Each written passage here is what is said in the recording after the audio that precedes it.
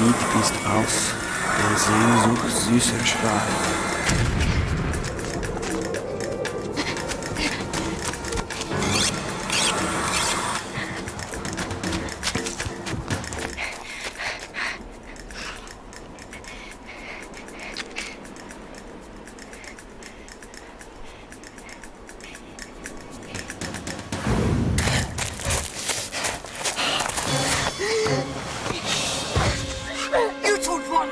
I stole the wine, didn't you, Runt? No, I didn't, I swear! Arr! Let me see what I can do to squealers. I did, I swear! Fine!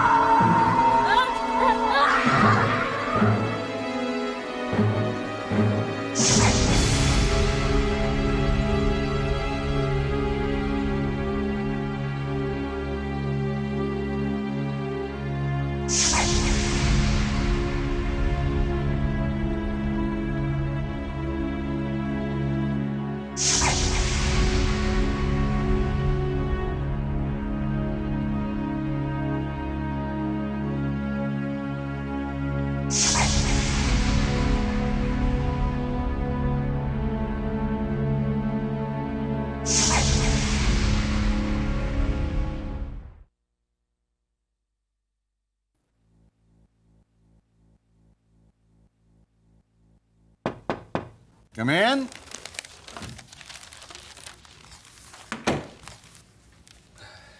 Reporting for work, sir.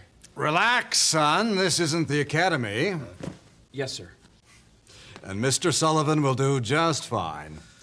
I think you'll find that the COI is a bit more informal than your other branches of government. Now, let's set you to work. Some city detectives sent this complaint over to us. It should be pretty straightforward. If you have any questions about the assignment, don't hesitate to ask. The door's always open, son. Thank you, sir. Mr. Sullivan. What is it, Mr. Pearson? Oh, yes, of course, your office. It's across the hall. And please forgive the mess. Your predecessor departed rather unexpectedly, and we're still short-staffed and haven't had a chance to clear it out for you. Well, I hope you can handle things on your own. It's something you're going to have to get used to with the COI. President Roosevelt had just authorized the formation of the COI that summer. They were supposed to be the outfit that handled the real spy stuff overseas. It was the place to be if you wanted real adventure. At least, that was the bill of goods the recruiters for the COI sold me. And here I was, stuck in a crummy old office, in Cleveland of all places, as far away from any real action as I could imagine.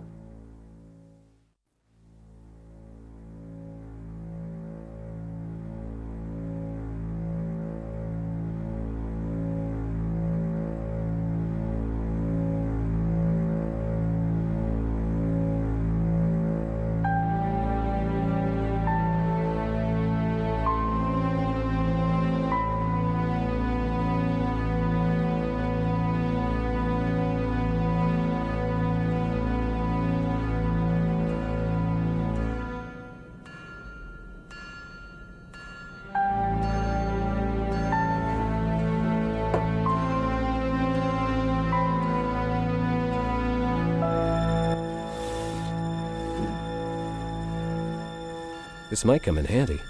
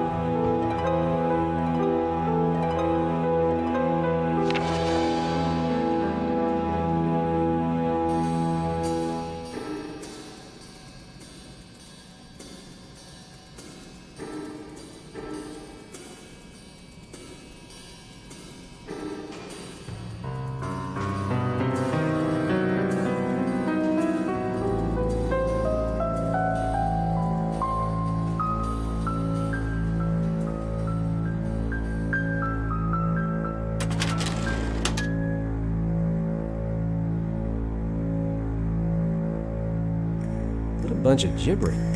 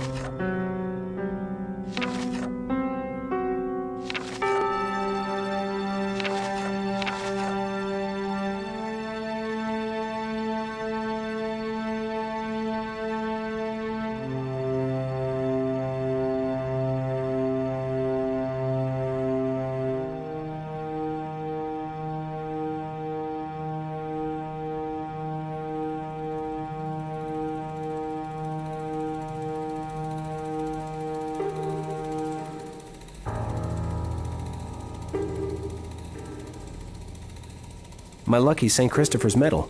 I've had it since I was a kid.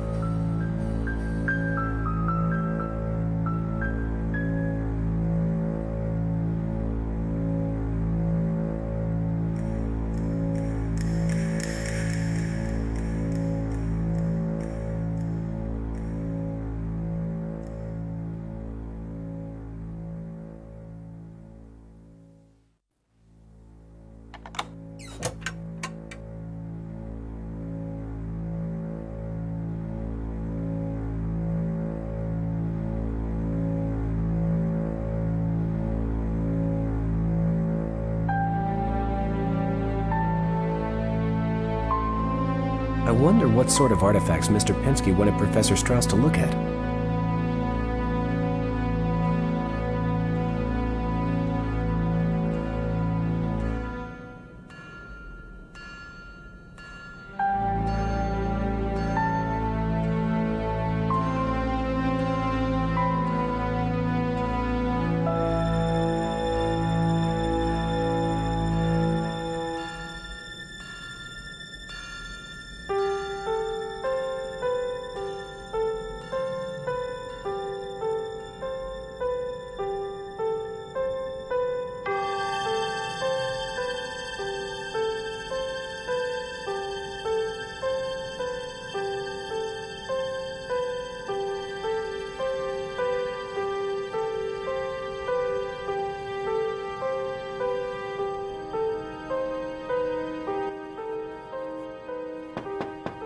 Yes?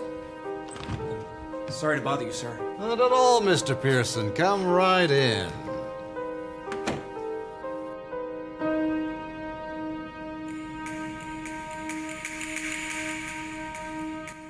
Sir, what happened to the fellow I'm replacing?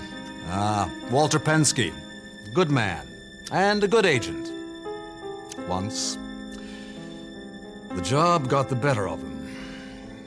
I imagine he must have been under a lot of pressure, sir. We all are these days. Just remember, Mr. Pearson, we follow orders, not personal crusades. I will, sir.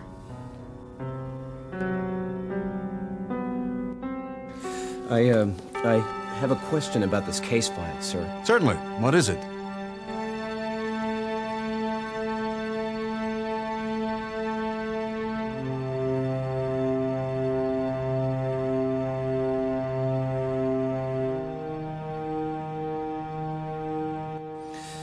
Who handled this case when it first came in, sir? A city detective named Marillo. I guess he's got his hands full now. He's handling the torso murders investigation. Terrible work, that. They found another one just yesterday.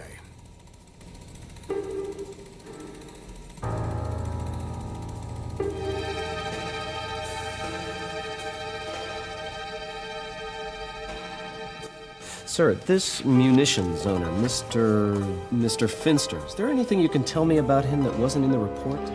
Hank Finster is an interesting case. He's an important man with the fellows in the Defense Department on account of the munitions factories he owns. But he's not wound all too tight, if you catch my meaning. Well, it's always one thing after another with him. If it isn't the unions, it's the Reds. If it isn't the Reds, it's the Nazis. But he may have something there. Take a look at that invitation. What do you make of it?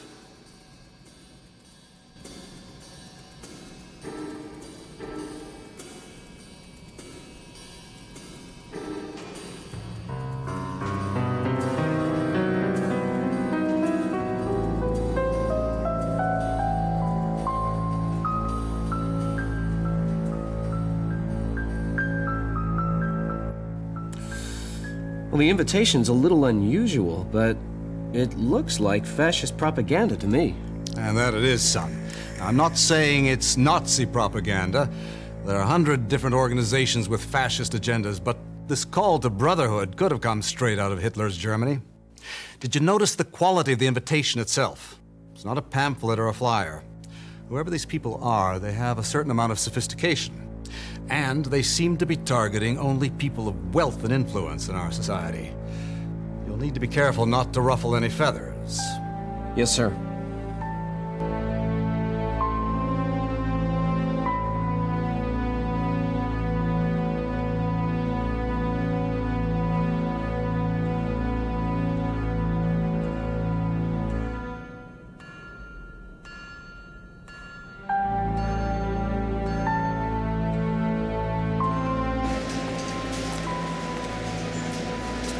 Excuse me, could you tell me where Mr. Finster's office is? He's up there. You're welcome. Excuse me, Mr. Finster? Jim Pearson from the COI. I've been assigned to investigate your complaint. Ah, what the hell took you so long? I guess all my calls to Mayor Lausch finally got you guys off your cans.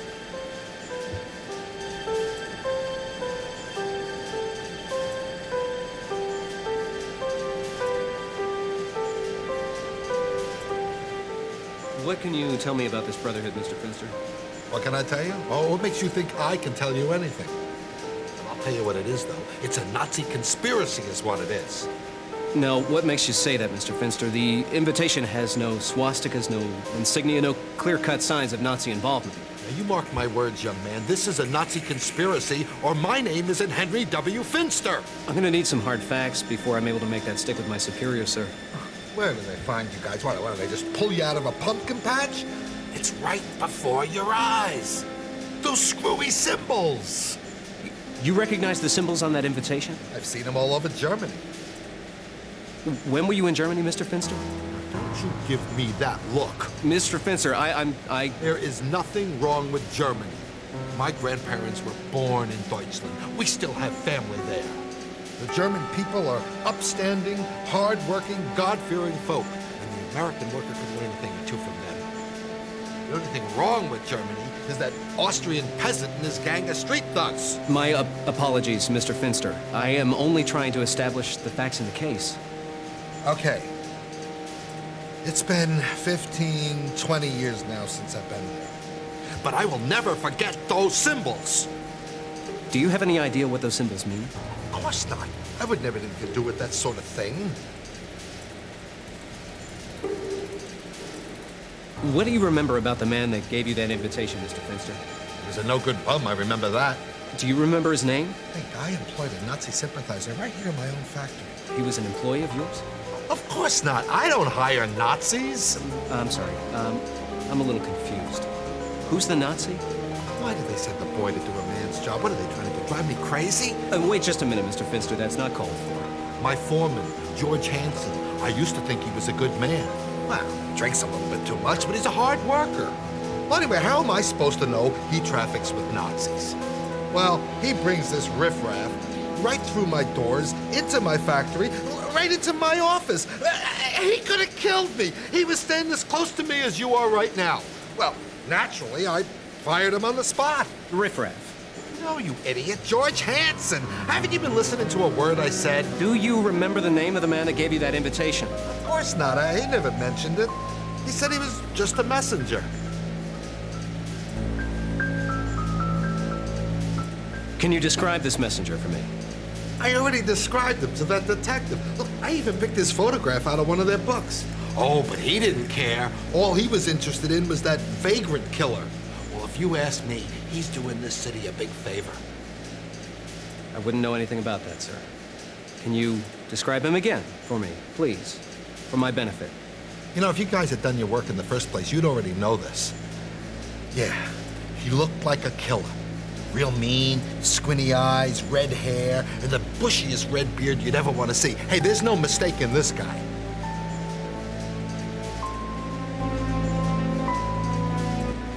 Do you have any idea where I might be able to find this messenger? Of course not. Okay, what about this other fellow, the foreman? Well, I used to live in company housing, but I had him evicted, of course. You have any idea where I might be able to find him? A man of my standing doesn't fraternize with his workers. Although, I have been told that George likes to throw his money around a lot on payday. The men, they like this cheap whiskey saloon in the Roaring Third. McGillies, McGarrity's, some kind of Mick name. McGinty's, that's the name of it, McGinty's.